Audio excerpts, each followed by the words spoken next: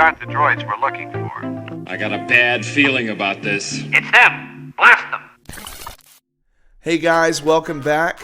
I am excited to be doing a new kind of format for some of my non-battle report videos. I'm going to try and be better about releasing videos on a more consistent basis for you guys, and so we're going to try out this format, see if it kind of speeds up some things for me. It's a little bit quicker and easier to pull off filming this way, so I hope you guys enjoy it. Today we're going to continue on our series that we started like 14 years ago called Get Into Legion for $250, and so today we're going to be talking about Rebels, and I'm really excited to talk about the Rebel options, and I'm going to go a little bit against the title and say you can actually get into Rebels semi-competitively for like $180. You can just get the Battle Force box, the Echo-based Defenders box if you'd like, and it's pretty competitive right out of the box. I'd have to say that it's probably the most competitive Battle Force box right out of the most competitive army right out of the box that you can buy in Star Wars Legion. Also, you're going to want to make sure to pick up an Essentials kit for $30, which is going to come with the tools and some dice and things like that to help you get started. So those are the first two parts that you have to pick up. The next thing that you want to pick up is going to be 2 Tauntaun riders, and these retail for $30 a piece.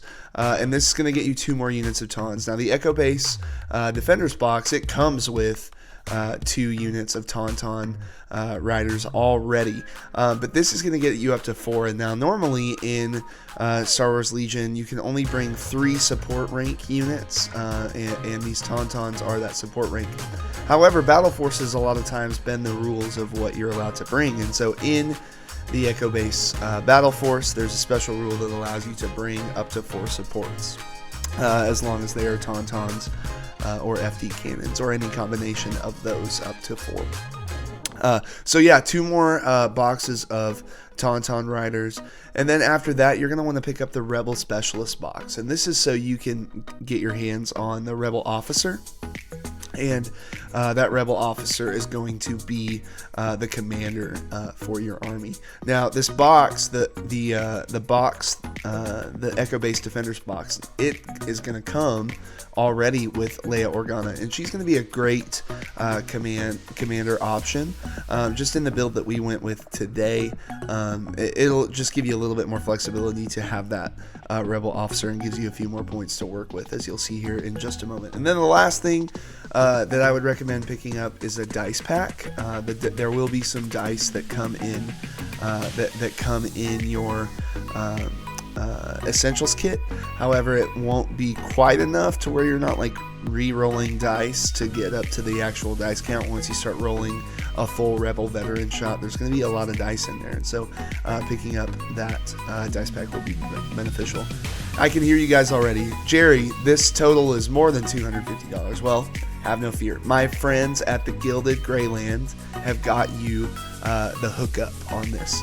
All of these products that we've been talking about retail for just over $280, but my friends at the Gilded Greyland have packaged this together for you to make one click to purchase everything that we talk about in this video. So if you're interested in getting into Legion and putting very little thought into the buying process and just want to get a good deal really quick and get started, my friends at the Gilded Greyland are there to hook you up. So in the description, you'll find a link to all of the products that we're talking about. It's just one link, and you'll be able to click on that and just buy that bundle, and it's going to come with all of the things that we talked about today. So without further ado, let's dive into our list builder. This is going to be kind of the first list that I recommend you try when you get all of these things. So first off, you can see our Rebel Officer is our commander here. He is a 4 health, 2 courage commander. He surges both ways with white defense dice and has a range 1 to 2 black and white shot. He's Sharpshooter 1, which reduces cover by 1. He's got Inspire 1, which means after he rallies, he can remove a suppression token from a friendly unit at range 1 to 2. Here's the great thing about the Rebel Officer, and this is what you're going to be doing most of the time, is this take cover action. The Rebel Officer really isn't trying to get into the fight. He's just really aiding your army. So he's going to choose a friendly trooper unit at range 1, and that unit is going to gain a dodge token. The other upgrade that we've attached to him is the portable scanner. And the portable scanner, notice it also says take cover 1. So what that means is that your take cover 1, anytime you see a number that follows a word, that is going to stack. So because we've got take cover 1 and take cover 1, it actually becomes take cover 2 now. So, sorry for my phone ringing, take cover 2. So that means with one action, you'll be able to hand out one dodge token to 2 different friendly trooper units at range 1. It's it's essential in a rebel list. White saves just melt. So it's going to be really important to hand out those dodge tokens. So we got a rebel officer there. Next, we've got 3 units of rebel veterans. Now, it is essential to equip the CM-093 heavy weapon to the rebel veteran units. They add 4 white dice, and they actually go out to range 4, and they also add critical 2 to your attack pool. Critical 2 converts 2 surges to crit results, and that will help you get past cover. It'll help you get past armor. And then the second upgrade that we've got on here is just an additional rebel veteran. So these are going to be 6-man rebel veteran squads that throw at range 3, 5 black, 4 white, critical 2, and they surge hit. Right alongside them is our Mark II medium blasters. We've got 3 of them.